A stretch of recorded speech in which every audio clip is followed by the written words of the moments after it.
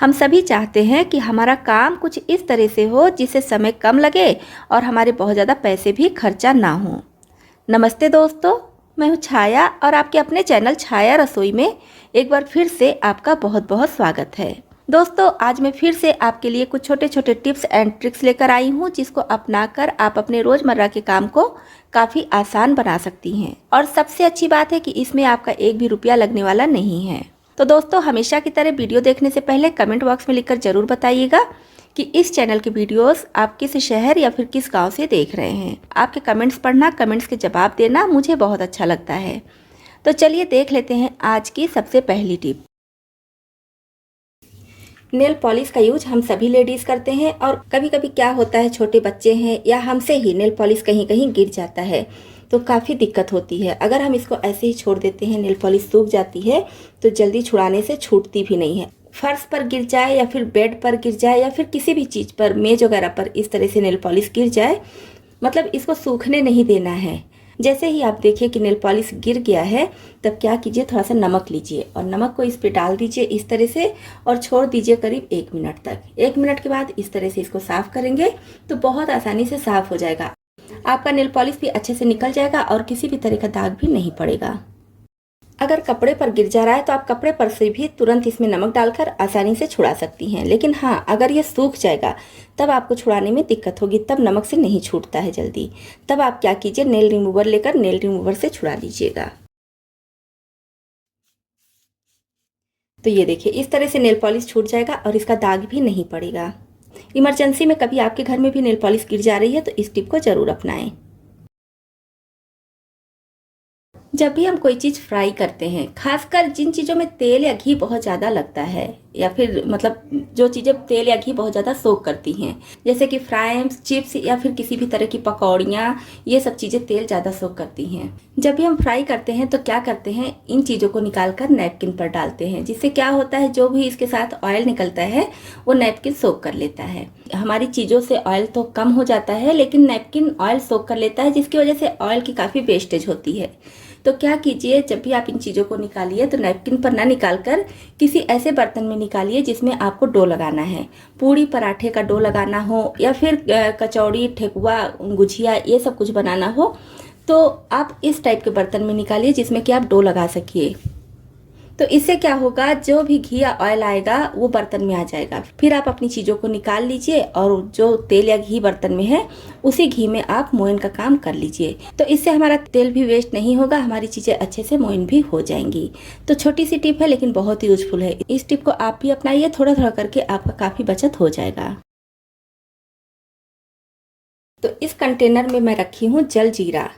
हम कोशिश करते हैं कि हमारे घरों में एक ही जैसे जार, कंटेनर या फिर जो भी डिब्बे हैं एक ही जैसे हो तो ज़्यादा अच्छा लगता है। तो इस तरह का अगर आपके पास जार है तो अगर इसी टाइप की बहुत सारी चीज़ें आप जार में रखी हैं, जैसे कि गरम मसाला हो गया और चाट मसाला हो गया, आमचूर पाउडर हो गया, ये तो मैं जलजीरा पाउडर रखी हूँ। तो अगर पाउडर वाली सारी चीज़ें रखी हैं तो पहचान करने में दिक्कत हो जाती है।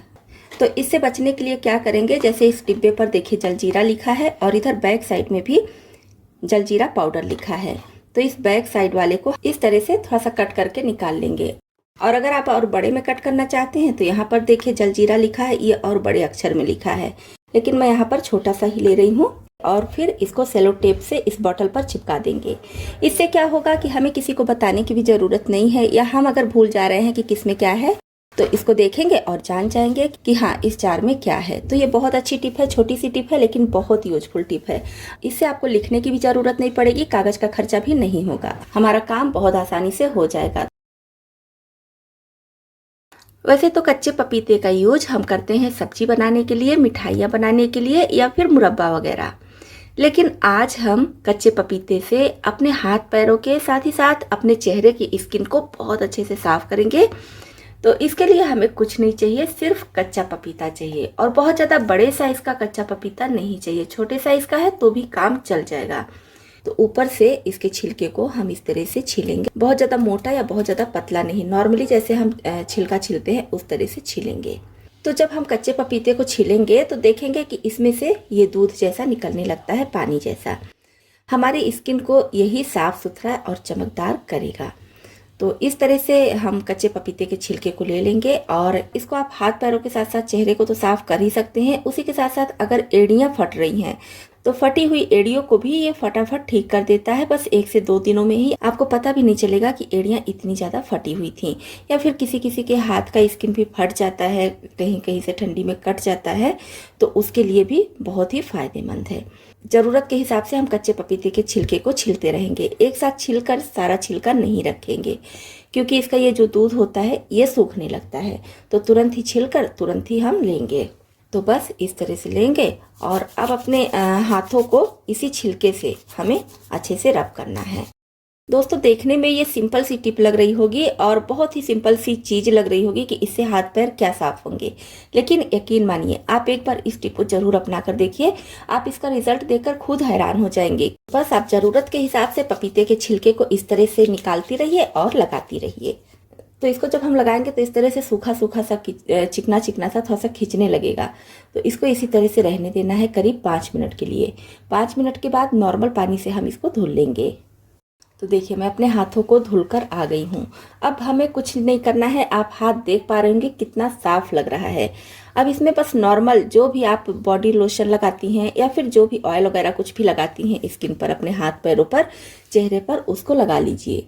बाकी इसमें कुछ भी नहीं करना है। जब जब आप अपने हाथों को इस तरह से फील करेंगी तब आपको पता चलेगा कि मेरे हाथ या फिर चेहरे में जहाँ भी आप लगा रही हैं कितना ज़्यादा सॉफ्ट हो गया है। मैं अपने हाथों पर थोड़ा सा नारियल का तेल लगा रही हूँ और इस पर हमें सोप लगाने की ज़रूरत नहीं है। कोशिश कीजिए कि नहाने के बाद आप इस पपाया को लगाइए तो ज़्यादा अच्छा होगा। आजकल एक टिप बहुत ज़्यादा वायरल हो रही है, प्लास्टिक के किसी भी बर्तन को इनो से चिपकाने का। तो मेरे पास भी देखिए ये प्लास्टिक का एक कंटेनर है, इसको मैं चिपका कर देखूंगी और इस वीडियो में मैं आपको बताऊंगी कि इसका रिजल्ट कैसा होता है। लास्ट में इसका रिजल्ट अच्छा आता है या नहीं अच्छा आता है, पूरा मैं इस वीडियो में आपको बताने वाली हूँ। तो यहाँ पर मेरे पास देखिए ये कंटेनर है, इसको आप देख पा रहे होंगे किस तरह से ये टूट गया है। तो समय के साथ साथ जैसे ही कोई डिब्बा, बाल्टी, मग ये सब पुराने होते हैं तो कहीं ना कहीं से टूट ही जाते हैं। थोड़ा सा ध्यान न दें, थोड़ा सा जोर से कहीं पर रख दें तो भी वो चिटक जाते हैं। अगर पैसे वाले लोग हैं तो उसको तुरंत खरीद सकते हैं, लेकिन जिसके पास पैसे ज़्यादा नहीं है, जो दिहाड़ी मजदूरी करते हैं, उनके लिए काफ़ी दिक्कत हो जाती है, क्योंकि उनको 2 वक्त की रोटी मिल जाए यही बहुत बड़ी बात है। तो उसमें वो ये सब चीज़ें तुरंत नहीं खरीद पाते हैं, उसके लिए भी उनको व्यवस्था करनी पड़ती है। तो आप इस वीडियो में बने रहिए, क्योंकि मैं इस वीडियो में ही बताऊंगी कि ये अच्छे से वर्क करता है कि नहीं। तो यहाँ पर आप देख पा रहे होंगे किस तरह से ये टूटा है, पूरा यहाँ से लेकर यहाँ से यहाँ तक टूट गया है। तो इसको हम पहले अच्छे से चिपकाते हैं, फिर देखते हैं इसका वर्क कैसा है। तो सबसे पहले तो आप इस कंटेनर को एकदम बराबर अच्छे से सेट कर दीजिए, ऊपर नीचे ना रहे। जहाँ पर टूटा है खूब बढ़िया से इस तरह से सेट कर दीजिए। अब हमें चाहिए फेविक्विक। फेविक्विक सिर्फ 5 रुपए का मिलता है, तो पूरा यहाँ पर नहीं लगेगा, थोड़ा सा ही हमें इस पर डालना है। इस तरह से जहाँ जहाँ फटा है पूरी लाइनिंग पर डाल देना है। और अब उसके बाद हमें लेना है इनो। यहाँ से जहाँ जहाँ फटा है ये, यहाँ से इनो इस तरह से डालेंगे पूरे पर। तो पहले मैं एक तरफ इधर से चिपका दे रही हूँ और उसके बाद साइड से चिपकाऊंगी, क्योंकि अगर साइड से अभी चिपकाऊंगी तो इधर से गिरने लगेगा। इनो डालने के बाद फिर से थोड़ा सा फेविक्विक इस पर डाल देंगे इस तरह से। इसको हम छोड़ देंगे करीब 1 मिनट के लिए। अभी इसे टच नहीं करेंगे, क्योंकि फेविक्विक हाथ में अगर चिपक जाता है तो बहुत मुश्किल हो जाती है इसको छुड़ाने में। तो बस इधर से देखिए अच्छे से ये इधर चिपक गया है। अब इधर से भी मैं चिपका दे रही हूँ। इसी तरह से फेविक्विक पहले यहाँ पर डालेंगे, फिर इनो डाल देंगे। तो जब भी आप इस प्रोसेस को कीजिए तो बच्चों से दूर कीजिए, क्योंकि बच्चे ये सब देखते हैं ना, तो वो जब अकेले होते हैं या फिर हम लोग किचन में रहते हैं, बच्चे रूम में अकेले हैं, तो वो भी ये सब चीज़ें करने लगते हैं। तो ध्यान रखिए कि छोटे बच्चे आपके हैं तो उनसे छुपा कर ये चीज़ें कीजिए, नहीं तो वो फेविक्विक खोलेंगे तो हाथ में चिपक जाएगा, फिर उनके हाथ को छुड़ाने में काफ़ी दिक्कत हो जाएगी। और फिर से थोड़ा सा फेविक्विक ऊपर से डाल देंगे। फेविक्विक लगाकर और पूरे में इनो डाल दी हूँ, तो छोड़ देंगे करीब 2 मिनट के लिए, जिससे अच्छे से ये चिपक जाए। तो करीब 2 मिनट के लिए इसको मैं छोड़ी थी और आप देख पा रहे होंगे बहुत अच्छे से ये चिपक गया है। कहीं से कुछ नहीं दिख रहा है कि क्रैक है, और इधर से भी इस तरह से पता करने से नहीं चल रहा है पता, बस देखने से ही आपको ये लाइनिंग दिखेगी, बाकी कुछ नहीं पता चलेगा। तो अभी मैं इसमें पानी डालकर आपको दिखा रही हूँ कि पानी गिर रहा है कि नहीं। ये देखिए कितनी बुरी तरह से ये टूटा हुआ था और एक भी बूंद पानी इसमें से नहीं गिर रहा है। वाकई में ये टिप बहुत अच्छी है, बहुत बढ़िया काम कर रही है। जब भी आपके घर में बाल्टी, मग या कोई भी प्लास्टिक का चीज़ इस तरह से चिटक जाए, तब उसको बहुत आसानी से आप सिर्फ फेविक्विक और इनो की मदद से चिपका सकते हैं और बहुत ही बढ़िया वर्क है। ये देखिए मैं इतने देर से इसमें पानी ली हूँ लेकिन एक बूंद भी पानी कहीं से नहीं गिर रहा है। कोई भी प्लास्टिक का सामान आपका टूट जाए, आपका बजट अलाउ नहीं कर रहा है, तो आप इस तरह से जुगाड़ू काम चला सकती हैं। तो दोस्तों इस टिप को आप अपना सकती हैं, बहुत ही यूजफुल टिप है। आप इसको अपनाएंगी तो ऐसा नहीं है कि आपका सामान या आपका पैसा वेस्ट होगा, आपका सामान या पैसा पूरा वसूल हो जाएगा।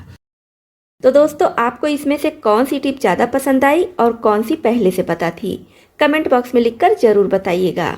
इसी तरह से और भी ज़्यादा यूजफुल टिप्स एंड ट्रिक्स देखने के लिए, और अगर आप चैनल पर नए आए हैं तो हमारी यूट्यूब फैमिली में शामिल होने के लिए इस चैनल को सब्सक्राइब भी कर लीजिएगा।